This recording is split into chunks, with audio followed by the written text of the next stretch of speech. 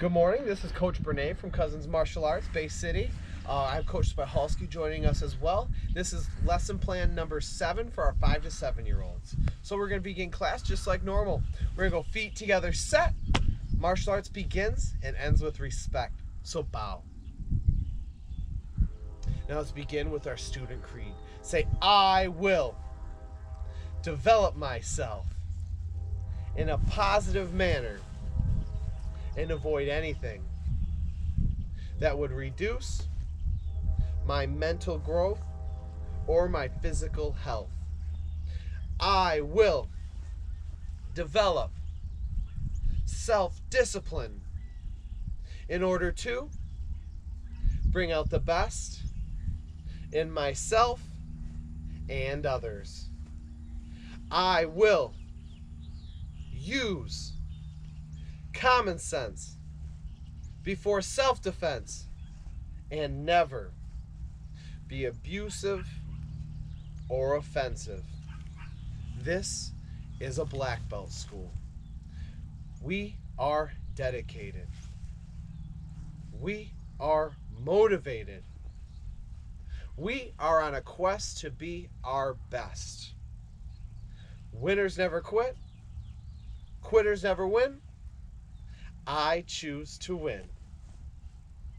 And feet together, set. Martial arts begins and ends with respect, so bow. And we're going to begin today, we're going to start with our warm-ups. And our warm-up is going to be our advanced army crawls. So when we do an advanced army crawl, we're going to get down on our bellies. And I'm outside today, so my gi's going to get a little dirty, which is fine. We're going to crisscross our feet in the back, and I'm going to use my upper body to pull my lower body. So I'm using my entire upper body to pull myself and drag my lower part. So feel free to do this around the room or even in your own yards. So guys, move around. Use that upper body when you do your army crawls. And if you have a hard time, work into regular army crawls where we use our entire body. But the idea is we want to get our arms moving around. So when we do a regular army crawl, we want to use our legs, our knees, everything is involved, as well as our elbows and our arms. But when we do an advanced army crawl, keeping our legs crossed, we can use just our upper body. So it takes a lot more effort and it's a lot harder to do actually. And moving forward, we're going to do Jack in the Box walk. So we're going to get up this time. We're going to be doing this. We're going to be lowering our rear leg down and popping it up, stepping forward. Bring our rear leg down, popping it up, stepping forward, down, forward, down, and even back. But the idea is kind of like a Jack in the Box. We're lowering our back leg down, almost like a lunge, and popping it up. We should stretch our entire leg with this stretch, with this warm-up. So, moving forward, we're gonna work on some Donkey Kong. So, we're gonna pretend we're a big gorilla. We have big, strong arms. We're gonna get into a horse stance. We're gonna bring our hands, our knuckles down in front of us, and we're gonna pull our feet to our hands. So feet to hands, feet to hands. So very much like this, kind of moving like a gorilla. Excellent job, ninjas. Now, we're gonna move into crab crawls. Now, everyone's probably seen crabs scuttling around on the beach. So we're gonna move forward with our crab crawls. We're getting onto the palms of our hands and the bottoms of our feet. And we're just gonna crab crawl around. Forward, you can go backwards a little bit. But the idea today, I want you moving forward around the yard. I want you using your hands and your feet. Keep your body from touching the ground. Only let your hands and your feet touch. When you use your entire body, like doing a crab walk or doing Donkey Kongs, you're using something called coordination, which means moving our body parts together. And when we do our combinations, or we test, or we do complicated warm-ups, we got to be coordinated. So that means listening carefully when we teach a drill. If I'm teaching something, or Coach Spihalski maybe, the idea is you follow the directions. You get all the information so that you can correctly do the warm-up. Moving forward, you have to focus on the subject. So you have to focus on the task at hand. So when you're doing these warm-ups, be serious. Give it your best shot. Because if you don't, you're not going to get the correct warm-up out of it. You're not going to get what you want out of the exercise. And last, if we're going to do a punch, if we're going to do a kick, if you're going to be coordinated, use the proper part of your foot.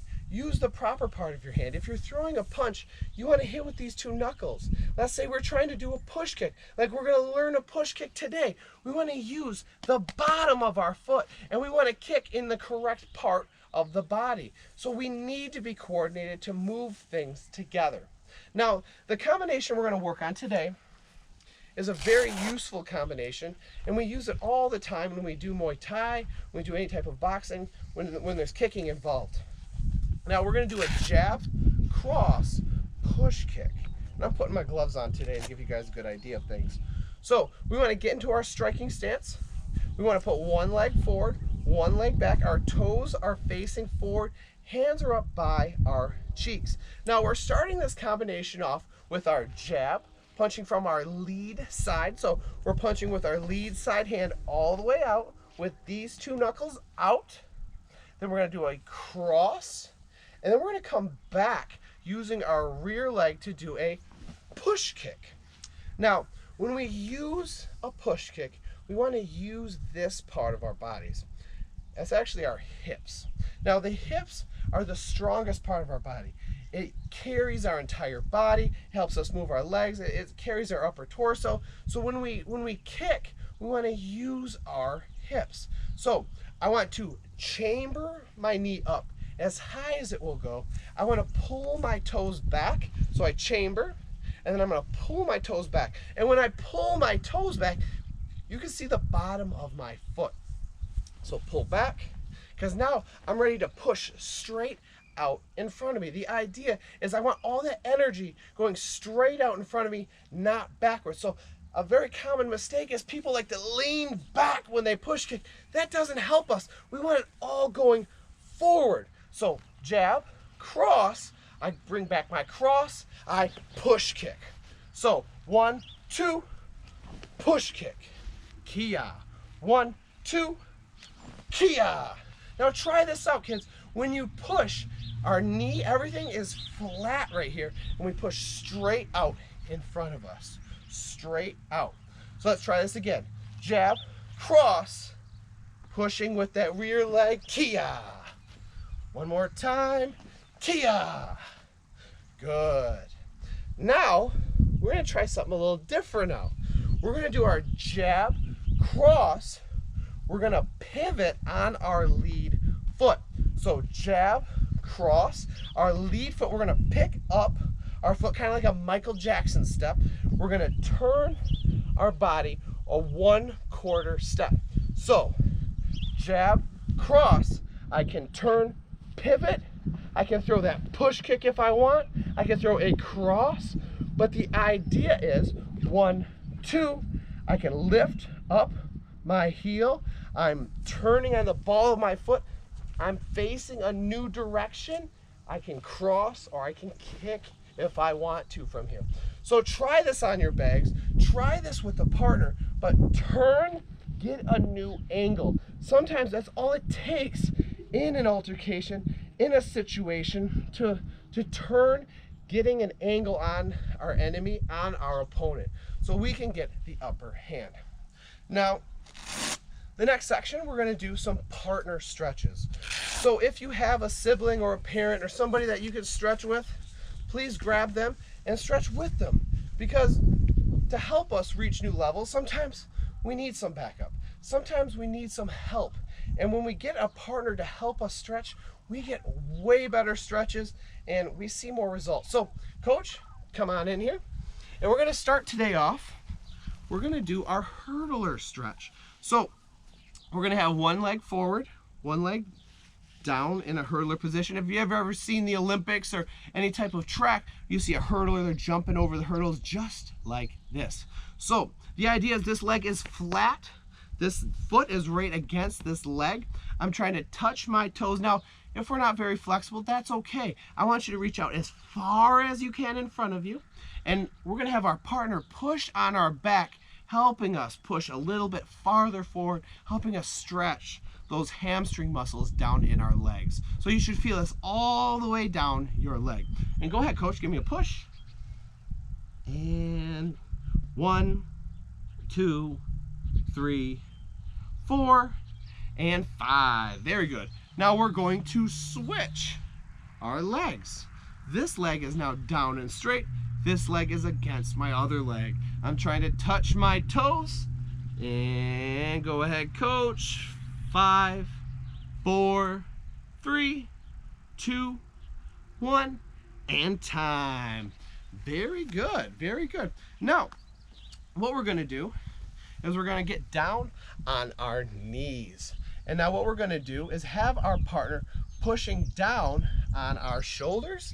We're gonna be stretching our legs right up in here. So go ahead, coach, give me a push down. And we're gonna stretch our legs and our knees.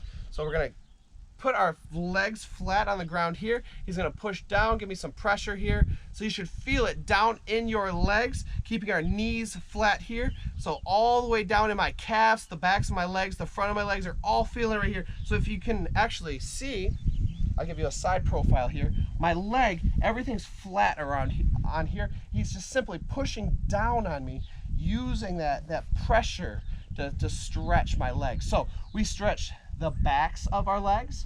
Now we're stretching the bottoms and the front part of our legs. Now, when we do these stretches, do it for 30 seconds to 1 minute till you really feel it and you feel good afterwards. You shouldn't feel pain or popping or cracking, anything along those lines. If you feel that, please stop and try it a little bit differently. So now we're gonna get into our butterfly stretch. This is one of my favorites because I'm a beautiful butterfly. So I'm gonna put those feet together. I can pull my toes together, and I wanna pull my heels all the way to my bottom here. So everything's nice and tight here. I have like little wings with my pants now. So now coach is gonna push down on my knees, stretching my legs even further. 1, 2, 3, 4, and 5. Very good, very good. Now he can do it one more time and go. 1, 2, 3, 4, and 5. Excellent. Now we're gonna stay sitting for this. We're gonna bring our elbows back, and coach is actually gonna push on this part of my arm behind us. So our arm's gonna stay just like this. He's gonna turn our torso and just stretching our shoulders, our arms. You should feel in your bicep a little bit, but just stretching our arms. We can even bring both of them behind us, and he can stretch both at the same time. But 1, 2, 3, 4, and 5. Ooh, that felt really good. Thank you, coach. One more time. Bring our arms back. And 1, 2, 3, 4, and 5. Thank you very much, coach. Now, we as martial artists, we have perseverance. That means we don't give up. When things get tough, we get tougher. We change, we adapt, we get better. When we face adversity or things that don't go our way or things that are different, we get better. So if we have perseverance, we cannot have failure because we never fail. If we try our best, if we apply ourselves, if we go into anything thinking, hey, you know what?